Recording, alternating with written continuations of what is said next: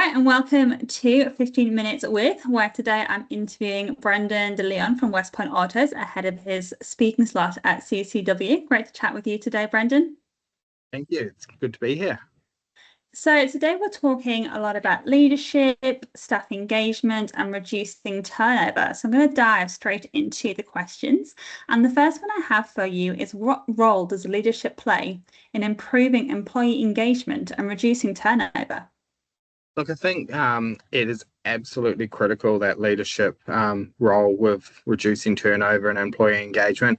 I mean, that leadership is the first touch point for every single one of our employees.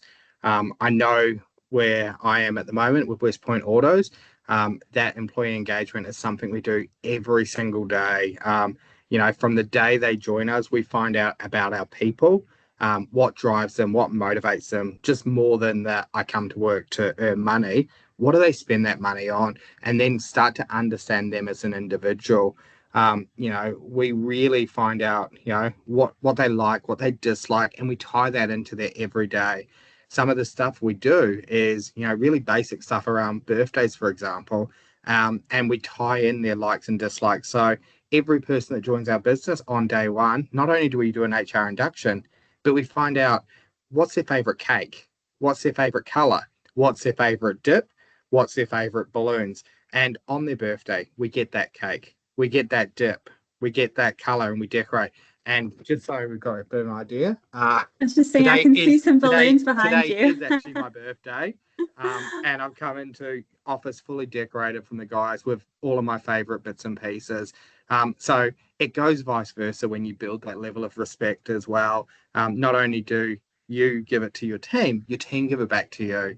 And what I can say is just going back to those basics and understanding our people's drivers and motivators makes them feel like they're not just a number, they are actually part of a team, they're part of a bigger picture, and they're part of something that drives a business and an organization to that success. And that for me is absolutely critical. And that is the critical role that leadership plays in employee engagement. Yeah, well, firstly, happy birthday. Thank you. And secondly, I think that's a really interesting point because in CX, we often talk about personalization for the customers.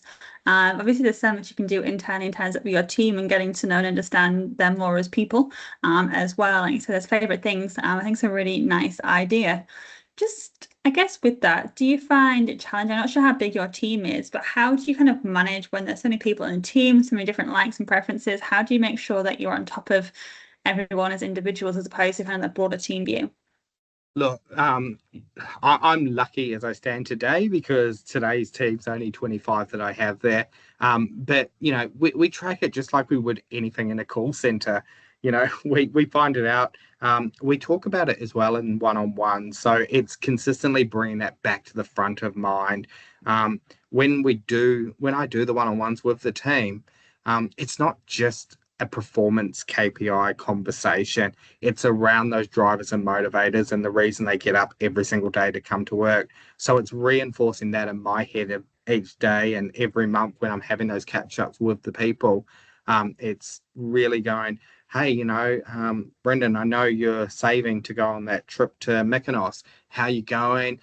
You've had great attendance last month, so that's obviously added a little bit more to your savings. You hit all your KPIs, and I see you got your top level bonus. Fantastic. That's going to be some good spending money for Mykonos. So building it into everyday conversation. So it's not just that, oh, I learned about it on day one and I'll need to remember that in 12 months' time. It's every single day when I'm talking to people, it's those little things that I'm bringing up and I'm engaging with them about. One thing I try to avoid is just having a conversation with someone around performance and KPIs. I like to have that touch point of them as an individual first, them as a person, them as a driver, what's going on in their life before we go into let's talk about performance and KPIs. Yeah, definitely. All about that personal relationship, which obviously is so important for the team there for sure. So I mean, I guess kind of building on this topic, when it comes to onboarding and early engagement, you kind of talked a little bit about what you do with those initial meetings, getting to know people. But how do you think this impacts long-term retention of your team? Look, that initial meeting and that initial first day, first week is so critical in, the engagement and the longevity of an employee. I've been in organizations where that first day you sort of walk in and you're like, "Oh, I'm not sure whether this is for me."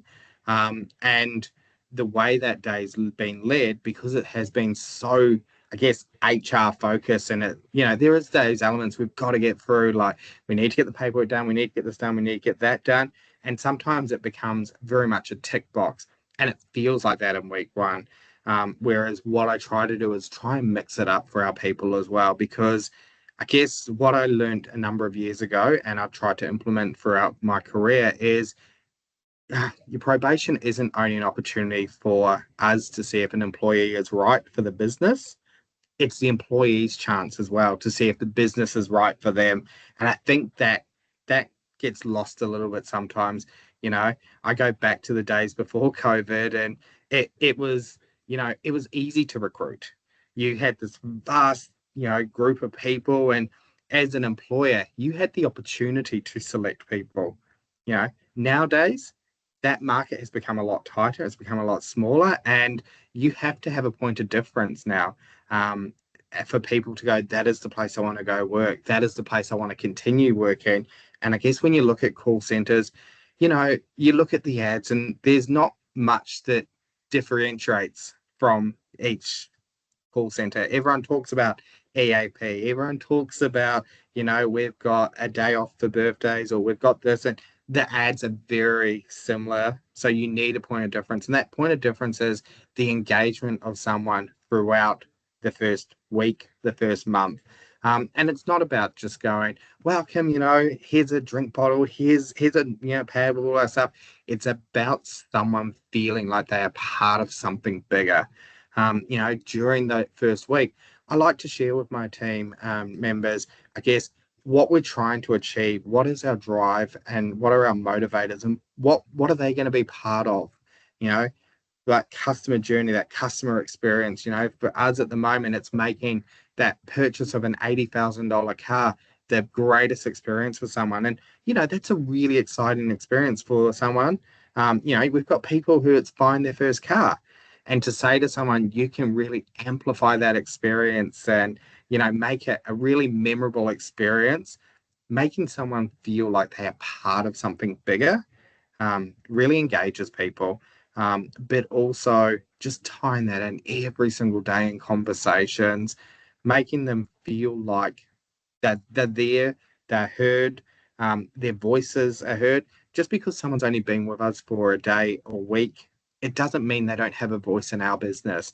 As far as I'm concerned, that's some of the most exciting people to have a voice, because they challenge the norm.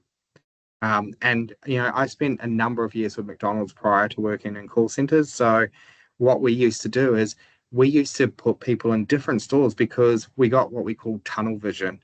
And that's what I like about new people coming in. They break our norm and they remove our tunnel vision. And they ask the exciting question of, but why? Why do we do that?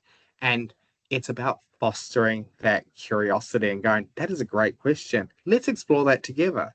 Let's find out if there's a better way. And straight away, someone goes, I'm not just getting up day to day to clock on at 8:30 and clock out at 5.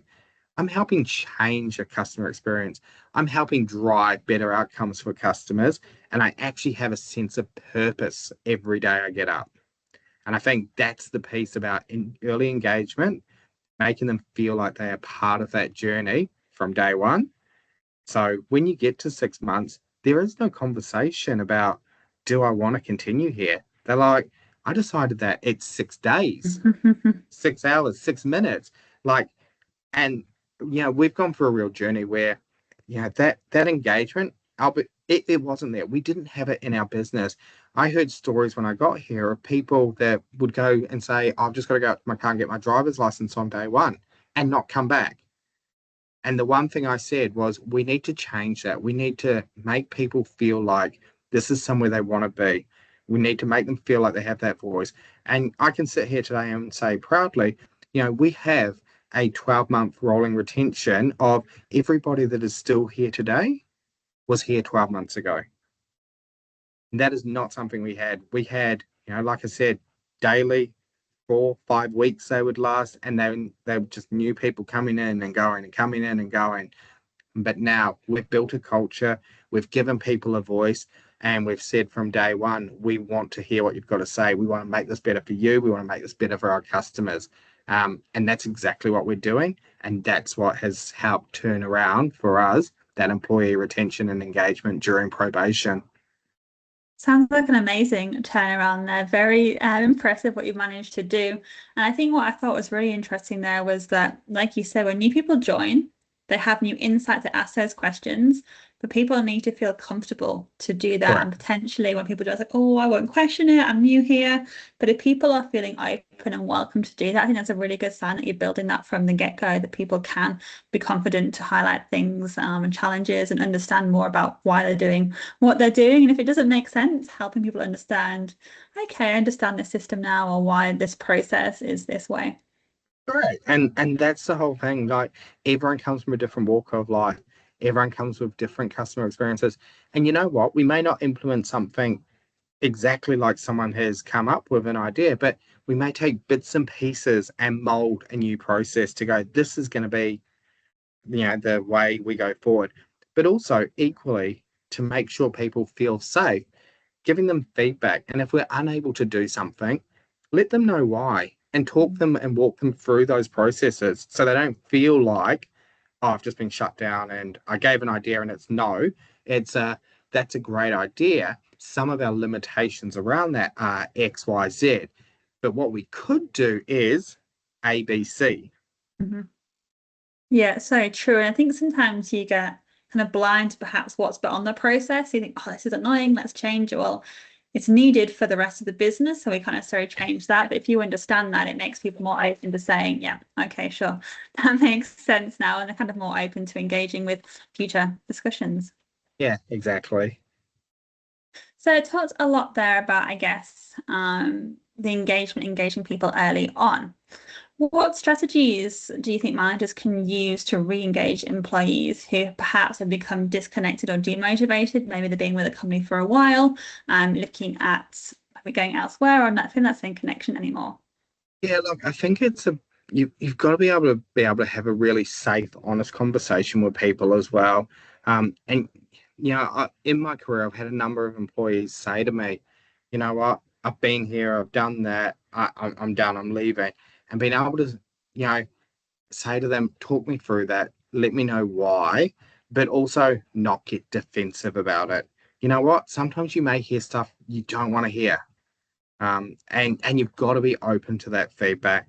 There are times in my career people have said stuff to me, and I've gone when I first started my career, I was like, "Whoa, hang on," and I would get defensive, and because I'm human, that is our human reaction is to get defensive and put our protection barrier up and go, "Well, that's not me as a leader. No, I'm great. I'm this. I'm that." But being open to people giving you that feedback because that helps us grow as well. And I think when you do that, and that outcome is the part of a whole journey of building trust with people, where they feel safe to have open, honest conversations with you. And re-engaging people is the ability to have been able to have an open, honest conversation with someone for them to say, hey, this is why I'm leaving, or this is why I'm looking, rather than the general answer of, oh, I'm going to leave because more money or better opportunity. If you look at exit interviews, all of it, generally 80% of people are saying money or more opportunity. And, if you can't have an honest conversation with your people or them have an honest conversation with you, you can't close the gap on that. So for me, it's about being able to go, hey, look, this is a safe space. Whatever you say, I'm not going to take offense to it. If it's about me, it's about my leadership. That's fine. If it's about a business, whatever, let's just put it on the table and see what we can and can't change. Sometimes you're not going to be able to. And I guess it's about being able to understand that as well, going, you know what? Sometimes people's paths and their journeys, they do just separate and go their own way. But for those people that are talking about the opportunities, finding what is that opportunity? We're very lucky in our business at West Point is we have a number of different avenues that we can create career paths for people. And we weren't doing that before. Now, every single one of my employees has a career path within our business. We've got sales teams, we've got marketing teams, we've got finance, we've got post sales, we've got general managers, we've got area managers, we've got upstairs in our finance team and accounting and HR. It is a flurry of different roles. And there is no role in our business, I guess, that we don't have a touch point on as a contact center. So everyone having a career path and going, I'm not just going to be on the phone forever, but also understanding there are steps to get to those other roles as well. So career path is a really big one. Understanding people's flexibility arrangements. I've got a girl who travels 2 hours on a train because she doesn't drive each way. Now, she is one of my lower paid team members, but she stays here because when the train tracks are closed, she knows she can go, Brendon, it's okay if I work from home this week, rather than take 4 hours of buses. She has that flexibility, and we have that open, honest conversation and relationship where we go, yep, that's fine. Happy for you to do that. And so finding out what people's flexibility drivers and motivators are during their early stages of employment helps prevent when we get to that stage, because you can start to pull some of those triggers and go, hey, I know flexibility is really important to this person. Have I done everything I can in flexibility for them? I know career progression is really important. Have I done everything I can for a career progression for this individual? Thank you for that. And I think that all just comes very much back to that first question about that leadership, having those early discussions, having that openness seems to be so key to kind of what you have done there. I think perhaps exit interviews, if you haven't had that openness, people are just too afraid or don't want to burn bridges necessarily, but very much want to leave. So you don't get those insights. Yeah. And part of my monthly one-on-ones with my guys is, I'll do an employee net promoter score with them and ask them the question from 0 to 10, how satisfied are you working at West Point Motors? And from 0 to 10, would you recommend working with us to your family and friends? And so every month I'm tracking that and trending that by individual, and they feel safe to have that conversation with me and be honest about it as well. And so I can comfortably say that I'm not surprised when people are talking about different bits and pieces in our business, because I'm talking with them every single month about it in their one-on-ones. It's really interesting to do that regularly as well, because I feel like often you have maybe end of year reviews, things like that, and it's like, had a really crap month the last month, so it's really negative. The rest of the year may have been great, but when you just do it once a year, if it times either poorly or greatly, it really impacts that insight. Exactly. Well, I think that's all we have time for today. So thank you so much for giving me your time this afternoon, Brendon, before the Christmas break. It was lovely to chat and hear your insights. Thank you very much. It was great to join you.